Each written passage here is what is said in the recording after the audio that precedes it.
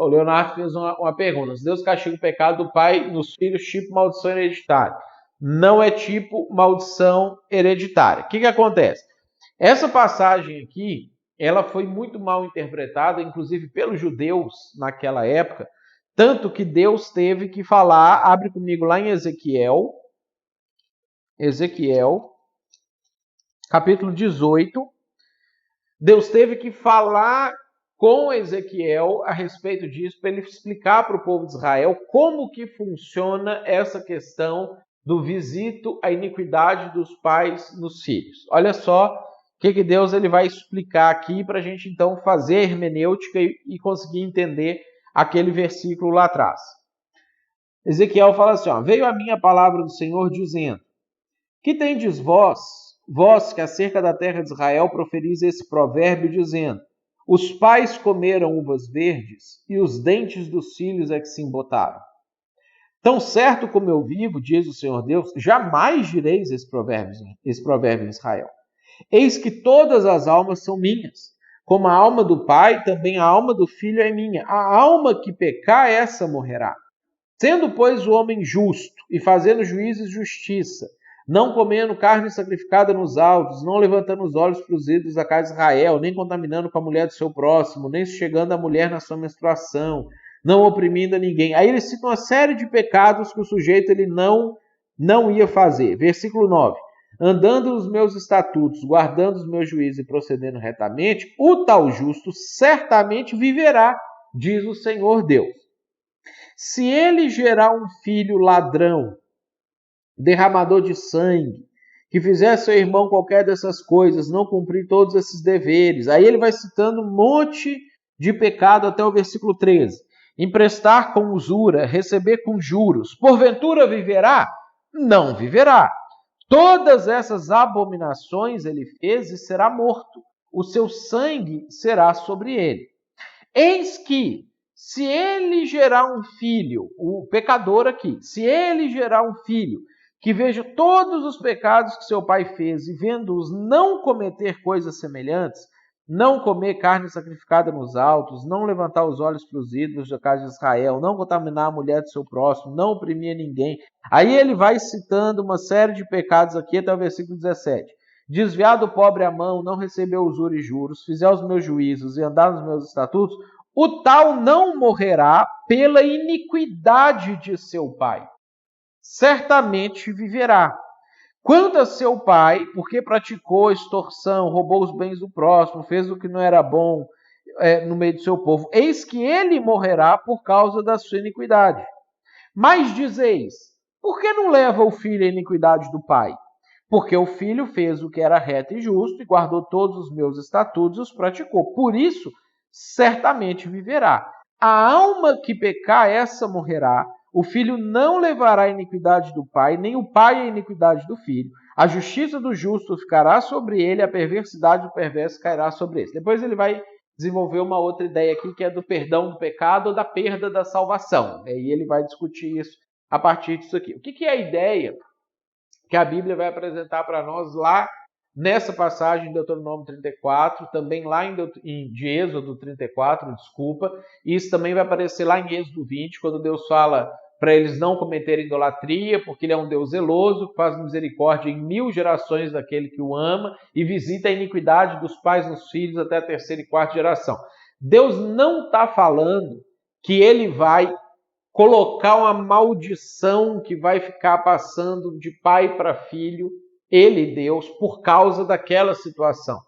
Deus ele está mostrando qual que é o impacto das decisões que as pessoas, o justo e o ímpio, tomam, como que as decisões que eles tomam na vida deles impacta as próximas gerações, não porque Deus vai ficar amaldiçoando os outros por causa do pecado desse que cometeu, mas porque o pecado em si tem uma consequência. Então é como se Deus viesse e falasse assim, gente, eu vejo as consequências dos pecados dos pais nos filhos até a 3ª e 4ª geração.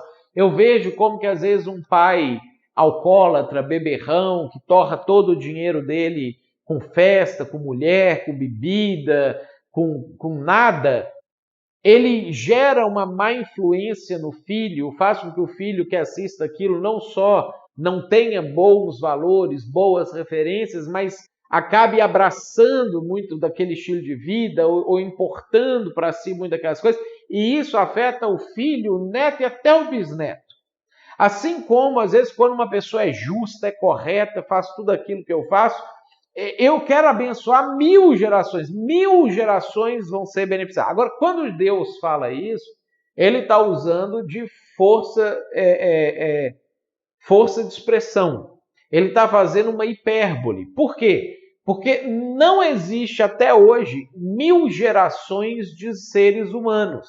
Se a gente for voltar as gerações para trás, a minha e a sua geração, meu pai, meu avô, meu bisavô, meu tataravô, e for voltar até Adão, a gente tem assim umas 450, no máximo 600 gerações que existem. Você consegue voltar até umas 600 pessoas para trás e aí você chega em Adão. Então, nem existe 1000 gerações de pessoas. Então, o que Deus está fazendo? Ele está mostrando com uma força de expressão, uma hipérbole, como que a iniquidade ela é desastrosa na vida das pessoas e como que a justiça é benéfica na vida das pessoas, não só de quem pratica, mas de todas as pessoas que dependem, de alguma maneira, estão debaixo da influência deles. Aí o pessoal de Israel leu essa passagem, entendeu errado, entendeu que era maldição hereditária, que Deus ia ficar castigando o pecado do pai nos outros. Aí Deus vem no Ezequiel, capítulo 18, para corrigir esse pensamento que não tinha ficado explicado, não tinha sido muito bem entendido pelo povo de Israel. Olha, o Leonardo colocou um bom exemplo. Por isso que no caso do Abraão, ele mentiu dizendo que não era sua esposa. O Isaac vai lá e faz o mesmo. Exatamente, ele repete o pecado de Abraão, o padrão de comportamento de Abraão. Se você for ver o Jacó, ele comete o pecado de enganar o pai dele também, o Isaac, e os filhos dele repetem o padrão de comportamento quando eles fingem que o José morreu, eles vendem o José, eles enganam o pai, então o enganador se torna enganado. Então, esses padrões, eles vão se repetindo de geração a geração, porque o pecado é danoso. Agora, os filhos não herdam as consequências dos pecados do pai. O filho também vai ter o momento dele, que ele vai poder fazer a escolha dele, e se ele fizer a escolha certa, ele vai ser responsabilizado pela escolha que ele fez, e aí ele vai ser abençoado, mesmo que o pai estava praticando iniquidade. E se o pai é justo e o filho quiser rejeitar a justiça do pai, ele não vai ser abençoado por causa da justiça do pai, ele vai sofrer as consequências do pecado dele. Então é isso que Deus falou, a alma que pecar, essa morrerá, um não leva a iniquidade do outro. Agora, as influências, elas estão sempre presentes, e às vezes muito presentes, muito forte, e você vê repetindo o pai, o filho, o neto, o bisneto, os mesmos pecados, os mesmos padrões, porque ele, no momento que chega a vez dele tomar a decisão, ele não quer romper com aquele comportamento que ele aprendeu errado. E ele só é amaldiçoado e punido pelo comportamento dele a partir do momento que ele tomar a primeira decisão errada dele. Aí o pecado ele vai acontecendo. Que bom, Cleito. Saul e Jonatas é um exemplo do inverso, né? Jonatas vendo o pecado do pai dele, até a mensagem que eu vou pregar domingo agora, eu vou falar sobre Jonatas nesse contexto. Ele vendo o pecado do pai dele, ele opta por fazer diferente, e aí ele faz uma aliança com Davi, e por causa dessa mudança de comportamento de Jonatas, o Davi vai lá e abençoa o filho dele depois, o Mefibosete, porque o Jonatas quis viver diferente da maneira como o pai dele tinha vivido. E aí Jonatas se torna um exemplo de uma pessoa maravilhosa na Bíblia, ao passo que Saul perde, inclusive, a sua salvação, se torna o exemplo de um pecador. Né? Então a gente vai vendo que Existem vários que repetem os padrões errados, mas alguns às vezes rompem com o padrão errado e muda. Né? Os profetas ali, Jeremias, Isaías, eles fazem isso também. Chegam momentos que eles confessam os pecados dos antepassados. Neemias faz isso também. Ele confessa os pecados dos pais e fala assim, eu não quero viver assim mais. Né? E aí ele rompe com aquilo e ele passa a tomar suas decisões. E por causa das suas decisões, ele é abençoado. E assim a gente vai tendo. Uma coisa é maldição ou bênção, responsabilidade por pecados, cada um leva o seu. A outra coisa são os efeitos e os estragos de um pecado. Você pega, por exemplo, uma mãe que é viciada em cigarro e viciada em bebida alcoólica e engravida. E durante toda a gravidez ela fica usando drogas, às vezes, crack ali também, bebendo, fumando o tempo todo e etc., prejudica o bebê.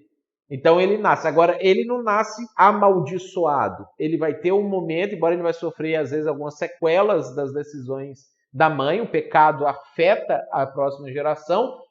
Se ele quiser o Senhor, ele vai ser abençoado. E ele só vai ser amaldiçoado no momento que ele chegar na posição de ter a possibilidade de fazer a escolha, ter o livre-arbítrio dele e ele escolher ficar sem o Senhor, ele escolher romper com Deus. Então a Bíblia mostra para nós essas duas diferenças. Deu para entender? E se você gostou dessa resposta e quiser estudar com a gente, acessa aqui embaixo o link para você poder estudar junto com a gente, fazer o nosso seminário. Vai ser um prazer ter você junto com a gente.